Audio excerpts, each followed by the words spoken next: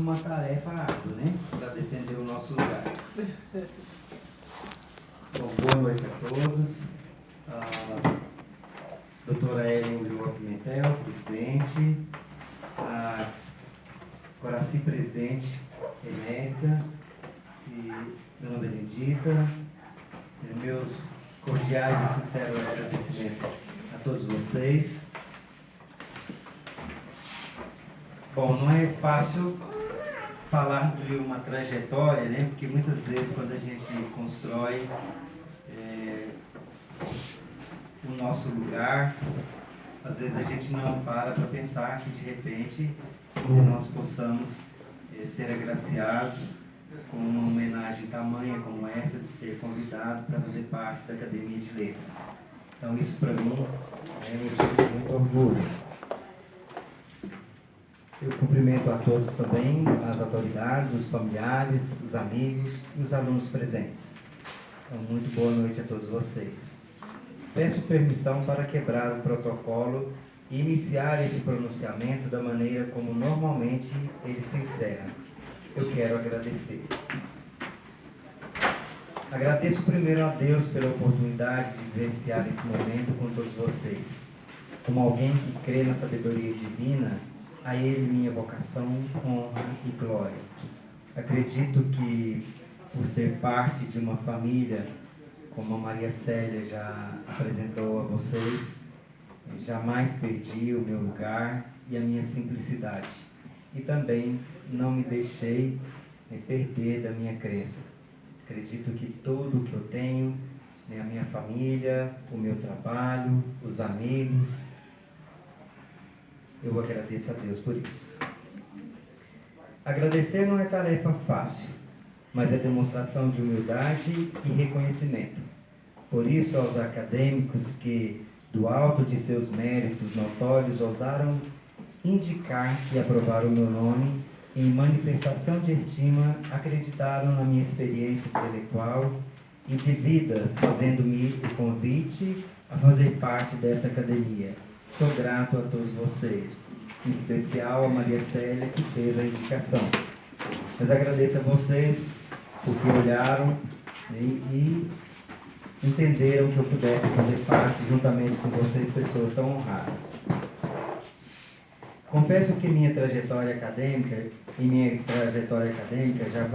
jamais havia inspirado-me a fazer um discurso de posse em uma academia de letras.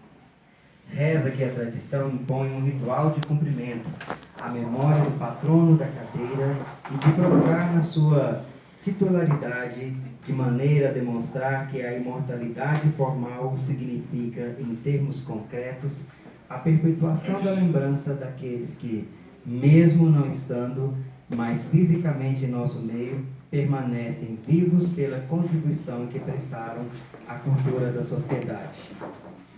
Então, nesse momento, eu peço desculpa pela quebra do protocolo, mas eu me inspiro na lenda grega e nesse imaginário grego, onde Mnemosyne, tida como deusa da memória, ela passa a agraciar todos os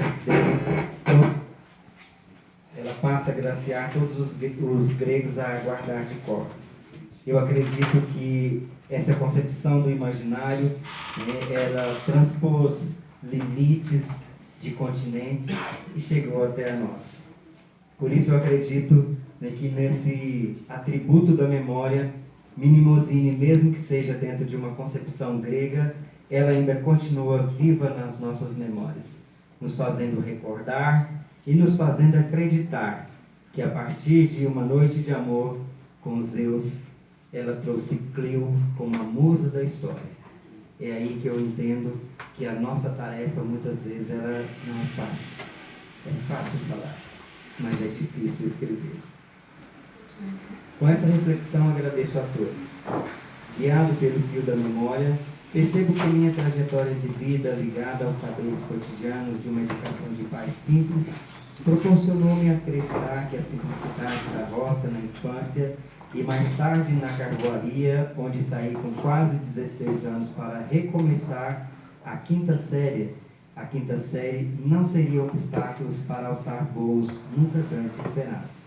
Cheguei aqui e compartilho com vocês como membro da Academia de Letras.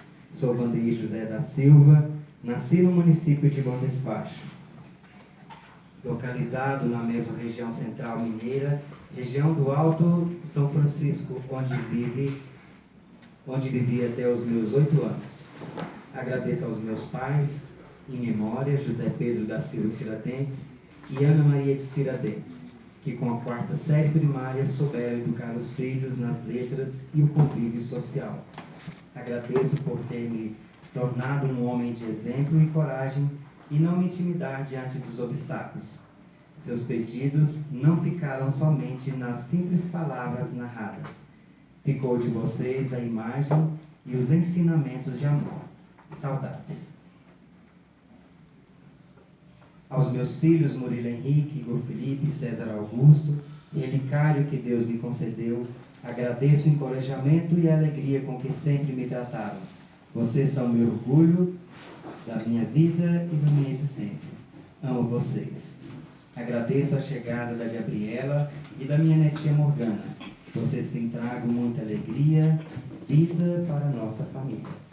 A você, Giselda, esposa querida, palavras não conseguiriam expressar o sentimento de amor, gratidão e carinho que tenho por você. Você vivencia comigo todas as etapas dos meus sonhos. Partilho com você o mérito dessa conquista. Agradecimento especial a você, Maria Célia, irmã que Deus colocou na minha jornada. São 30 anos de amizade compartilhando comigo e Giselda na formação intelectual, sólida, entrelaçada com livros e debates. Como diz Maria Rita e o professor João Brigola, hoje somos um triângulo. Quantas madrugadas saímos às 4h30 da manhã para despertar um café forte acompanhado de biscoito de queijo, bolo ou pão de queijo de Paracatu. O caminho tornava-se mais ameno, pois você nunca me deixou na mão. Mesmo que a Giselda dormisse, vencendo o cansaço, você sempre estava ali para começar um novo assunto. E a Giselda recomeçava a partir da janela dos nossos assuntos. A companhia sempre foi agradável. Você se tornou minha irmã, como sempre diz, irmã mais velha. Tenho muito orgulho de você. Inicio também agradecendo, nesse momento, uma das pessoas mais extraordinárias da qual já foi apresentado pela Giselda, a minha querida sogra Doraci Alves Gonçalves. Essa é um grande relicário do qual nos faz cada dia compreender o que a vida pode nos trazer. Hamilton Moraes, Maria Rita, Rosângela Braga, que não pôde vir, Wellington Ney, Lauane, Pet, Adriano, Valquíria, Ivonete, Tiago, Leila, Isaac, Edna, Kelly, Núbia, Ivone e tantos outros que fizeram parte da minha trajetória. Palavras, às vezes, não conseguem expressar o sentimento de amizade. Que o tempo seja a maior testemunha desse nosso registro. Agradeço aos paractuenses que passaram a fazer parte da minha história por meio da Faculdade Finon, representados nos diretores acadêmicos Ivan Lopes e Maria Ângela, grandes amigos dos quais eu jamais poderei agradecer pelas conversas e pelas orientações. Meu reconhecimento e apreço de amizade por vocês. Com a faculdade, conheci grandes professores que alicerçaram minha base de conhecimento acadêmico. A grande mestre Ellen. Ellen Pimentel foi uma das professoras mais notáveis que eu tive durante a minha formação inicial. Sempre trazia textos que nos desafiavam, que muitas vezes nos deixavam apavorados, mas ela sempre nos fazia compreender que um passo de cada vez nós conseguiríamos alcançar os nossos objetivos. Maria Célia, Geraldo, Help, Tarzan, Marcos Espanholo, Valéria e tantos outros que no dia a dia fizeram-me historiador pautados nas palavras de Carlo Ginzburg, paradigma indiciário, tornando-me arguto e possuidor de sensibilidades da qual um historiador não deslancha sem o seu ofício. Percebendo nas teias sociais, como escreveu a saudosa orientadora Clélia Botelho, quando inseria-nos a pensar que, para além da flor, existe o seu perfume. Obrigado, Paracatu e seus moradores. Tornei-me mestre por uma das maiores universidades do Brasil, a Universidade de Brasília, com objeto de pesquisa em São Domingos, do qual sou grato a todos os moradores deste local. De igual modo, hoje, doutorando pela Universidade de Évora, universidade do século XVI, onde jamais pensei um dia fazer um doutorado, novamente levo a pesquisa tateando nos arquivos públicos de Portugal e do nosso querido Brasil, voltado para as Irmandades Religiosas de Paracatu, a Matriz de Santo Antônio e a Igreja de Nossa Senhora do Rosário. Obrigado, Lucilane e a Kelly, pela organização e o brilho dessa noite. Homenagem ao meu patrono. Francisco de Melo, ocupante da cadeira 7, nasceu em Paracatu, 17 de setembro de 1757 e faleceu em 22 de julho de 1823. Foi um médico de grande renome. Por isso, como a Giselda disse, eu acredito que muitas vezes nós não escolhemos, nós somos escolhidos. Tal como a Giselda ficou envaidecida e engrandecida com seu patrono, no momento em que eu percebi que também era uma pessoa voltada para as áreas das ciências médicas, isso agradou meu coração sobremaneira, pelo fato da formação da minha mãe sempre trabalhar com raízes, ervas e nos levar também para sermos benzidos com as pessoas que continham esse conhecimento popular. Foi um médico de grande renome, formou em medicina pela Universidade de Coimbra, pioneiro no campo de puericultura. Foi um dos mais importantes médicos na corte portuguesa da sua época. É autor de um conjunto de influentes obras no campo da medicina e da filosofia política. Nasceu em Paracatu, em Minas Gerais, filho do português João de Melo Franco, um comerciante que fez fortuna na região através da mineração e criação de gado, e de sua esposa, Ana de Oliveira Caldeira. Fez parte da elite brasileira que partiu para Portugal para estudar na Universidade de Coimbra, tendo cursado medicina. Ainda estudante, aderiu ao ideário do liberalismo, tendo sido preso e condenado pelo Tribunal da Santa Inquisição, momento em que me fez pensar muito na professora doutora Helen Pimentel. Acusado de herege naturalista e dogmático, em auto de fé realizado em 1781. A condenação pelo Santo Ofício resultou de ter sido denunciado como defensor de proposições heréticas e sediciosas. Terminou o curso em 1786, fixou-se em Lisboa, onde ganhou reputação de clínico notável. Por alvará de 9 de junho de 1793, da Rainha Dona Maria de Portugal, foi nomeado médico honorário da Real Câmara e, por alvará de 3 de agosto de 1796, recebeu o foro de cavaleiro fidalgo. Tornou-se sócio correspondente da Academia Real das Ciências de Lisboa, passando a colaborar regularmente com aquela instituição em matérias de medicina e ciências naturais.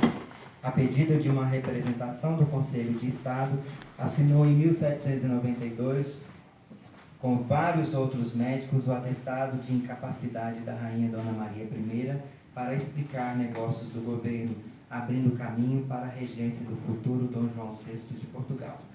Entre as suas obras mais influentes, consta-se um manual de puericultura intitulado Tratado de Educação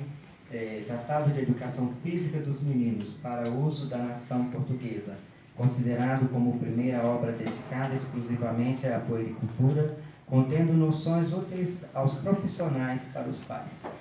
A obra teve múltiplas edições, entre as quais uma produzida por José Martinho de Rocha em 1946. Outra obra influente foi o livro intitulado Elementos de Higiene, e práticas para conservar a saúde e prolongar a vida, publicado em Lisboa no ano de 1814, com pelo menos 3 reedições. Para além das obras científicas, publicou sátira, O Rei da Estupidez, em 1785, é autor da polêmica obra intitulada Medicina Teológica ou Súplica Humilde, feita a todos os senhores confessores e diretores sobre o modo de proceder com seus pertinentes na emenda dos pecados, principalmente da lascívia cólera de bebedice de 1794. Nessa obra, o autor se apoia nas mais avançadas discussões médicas do seu tempo para demonstrar a ineficácia dos remédios morais aplicados pelos teólogos do combate ao pecado, elegendo o campo somático como principal causa das paixões, razão pela qual a salvação da alma passaria a depender da saúde do corpo. Em 1817, mudou-se para o Brasil, tendo acompanhado a princesa Maria de Áustria na sua viagem para o Rio de Janeiro, tendo se fixado naquela cidade. Morreu perto de Ubatuba durante uma viagem marítima de Santos para o Rio de Janeiro. Foi agraciado com o grau de comendador da Ordem de Cristo. Passo ao antecessor da cadeira, Oscar Reis Durães. O escritor Oscar Reis Durães, autor do livro Raízes e Culturas de Buritis no Sertão Urucuiano. Nascido em 1969, às margens do rio pernambucano de Buritis, Minas, foi filho de Durães Fonseca e Neuza Maria Morato. Oscar apegou-se desde a infância ao trabalho pesado, ajudando seus pais na lavoura, conhecendo de perto a labuta do sertanejo. Aos 13 anos, renunciou aos estudos devido ao excessivo trabalho. Foi engraxate, vendedor de picolé, carroceiro, ajudante de padeiro, servente de pedreiro e aos 15 anos já era pedreiro oficializado. Desde criança escrevia seus próprios poemas. Em 1990, fez suas primeiras apresentações em público, declamando diversas poesias e de sua autoria. Teve sua maior escola na leitura regular de diversos livros. Em 1991, mudou-se para Brasília e filiou-se ao Clube do Leitor em Taguatinga. A partir de então, fez diversas viagens e pesquisas em vários municípios históricos de Minas Gerais. Oscar é amante da história, da geografia, da poesia, da arte, do saber, do profundo conhecer da Bíblia. Convicto acima de tudo otimista, traz à alma a sensibilidade e a vocação dos poetas. Abro aspas, fala do autor. Todavia, a história tem sido a mãe mestra da vida, onde o saber ganha tempo, apagando os erros do passado e contribuindo à estrada do futuro. Ao meu antecessor, todo o meu respeito e admiração. Como disse a professora doutora Ellen Pimentel, difundir um conhecimento ou difundir o nosso conhecimento é uma tarefa que nos é imposta. Eu acredito, que a nossa grandeza de alma, a nossa grandeza intelectual, ela está justamente na virtude de sabermos que nós precisamos conhecer mais. Acredito que se em algum momento nós entendermos que não é preciso mais nós atravessarmos o riacho como fez Dom Pedro, ou o córrego do rico, nós estaremos estagnados. Eu acredito numa vida onde os nossos limites eles possam ser transpostos. Acredito que nós podemos fazer muito mais do que aquilo que as nossas pernas possam nos guiar. Eu sou um sonhador. Certa vez, num momento difícil da minha monografia, cujo orientador era o professor Geraldo, eu estava cheio de mim e achei que ele estava cobrando demais. E 2h da manhã eu tinha que levantar às 6, eu trabalhava de 7 às 11 em João Pinheiro, e depois eu partia para a zona rural a 53 quilômetros, saía sem almoço para chegar a tempo porque não tinha, o tempo era muito parco, não poderia retornar para casa. E chegava em casa às 15 para 6 e o ônibus saía às 6 horas. Então, muitas vezes eu saía correndo com a camisa nas costas ou abotoando a calça. Às vezes as pessoas achavam que eu era louco. E 2 horas da manhã, sabendo que eu tinha que levantar às 6, eu me enchi de razão e achei que eu poderia dizer para o Geraldo que ele estava cobrando demais.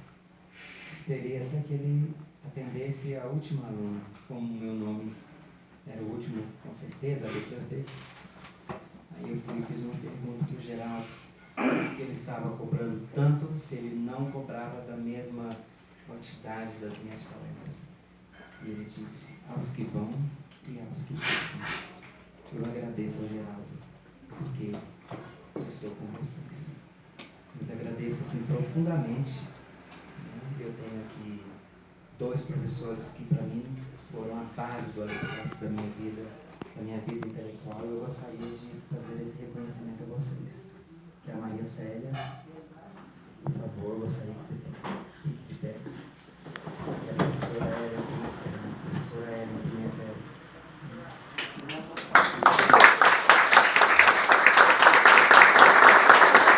Os professores me deram o primeiro leite intelectual dos livros. A Célia e a Ellen foram as minhas primeiras professoras. De certa forma, eu fiquei muito assustado. Eu amava a história, ao contrário da Gisela. Mas quando eu vi o que vocês faziam da história, eu pensava, meu Deus. Eu quero agradecer profundamente.